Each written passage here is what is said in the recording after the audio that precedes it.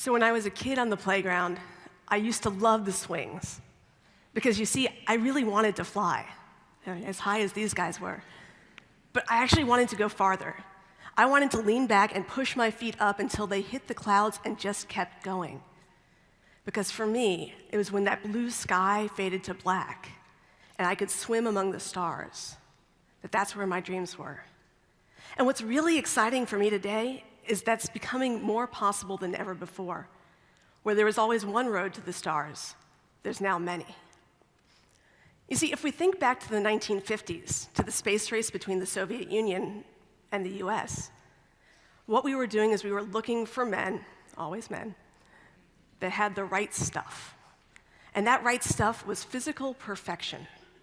We were selecting them for survival. Because when you went out against a frontier that we simply didn't understand, you had to have nerves of steel. Even when we got to the 1990s and the Chinese were bringing a space program online, they had the same mentality. Their taikonauts had to have a history free of broken bones, free of cavities, and free of thick calluses on the soles of their feet. Because at the end of the day, they were selecting people to wear their flag on their sleeve and to represent their nation. Well, once we got over the idea that this was simply an environment to be survived, we started to select our astronauts for performance. And for us, in most of these countries around the world, that meant scientists and engineers, the best and the brightest. Because what we were going to go do up in space was understand the very fabric of the cosmos, to understand the role of gravity and physics and biology. And that took a lot of brain power. But you see, in both of those cases, we were still selecting for the right stuff. And that right stuff meant very, very few people could go. What's happening now in this third age of spaceflight is that the frontier is opening. And when it opens from being just the right stuff, we get to see suddenly all that other stuff that makes us so profoundly human. It's not just the scientists and the engineers, but the artists, the poets, the dancers, the dreamers. And what I think is really interesting is the possibility that that enables. Because in the whole history of spaceflight, there's only been 551 astronauts, taikonauts, and cosmonauts that have ever slipped the surly bonds and gone beyond our atmosphere. That's not very many. Today, there's over 1,000 people that are holding tickets, waiting to go. There are a dozen companies worldwide that are making spaceships for the rest of us. But still, it begs the question, is this just a playground for the wealthy? I think if I take the historic view, I look at aviation, and I say when the Wright brothers flew in 1903, that 90-second flight at Kitty Hawk, they had spent their life's work and their life savings.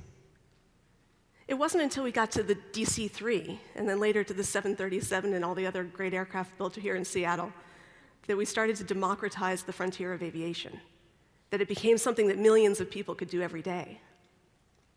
Computing is the same way. The first computers filled a room.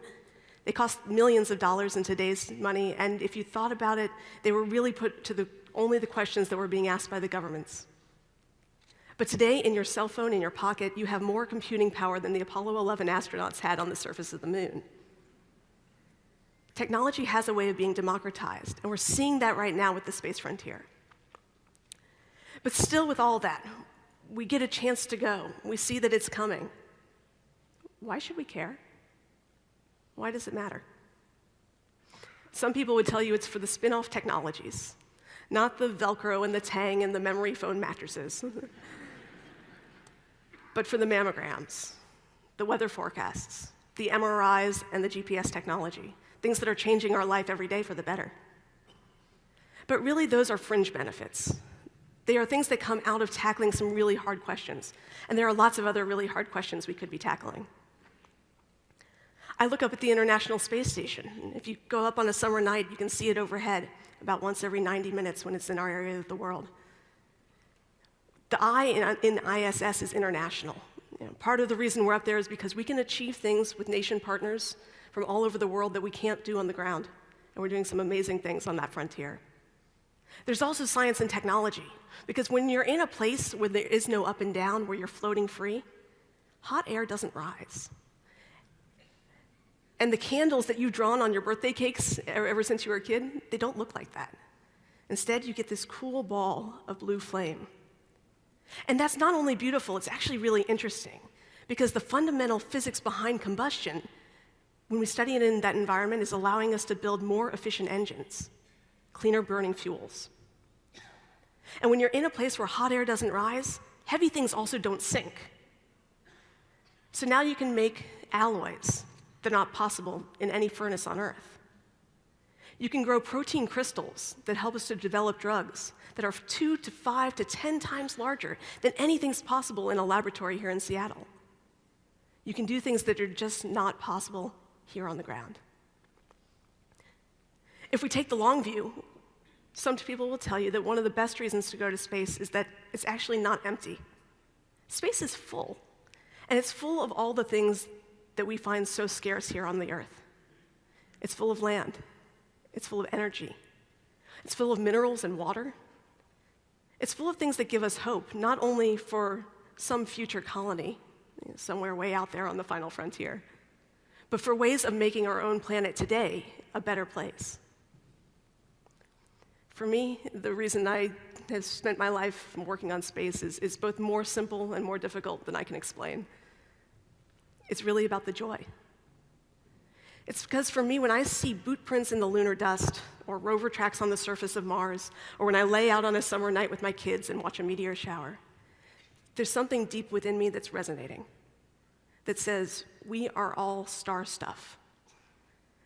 That this infinite universe that's around us is part of what makes us human. So for me, this opening of the frontier, this third age of exploration where we're all getting a chance to go, it's really interesting. When it's not just Neil and Buzz's footprints on the surface of the moon, but footprints of all nations. When it's not just scientists and engineers that experience firsthand how thin and fragile our atmosphere is, but our world leaders and our business leaders. And when it's not just selecting for the right stuff, but enabling all that other stuff that makes us so very human, I think that the possibilities are literally endless. I hope to see you out there. Thank you.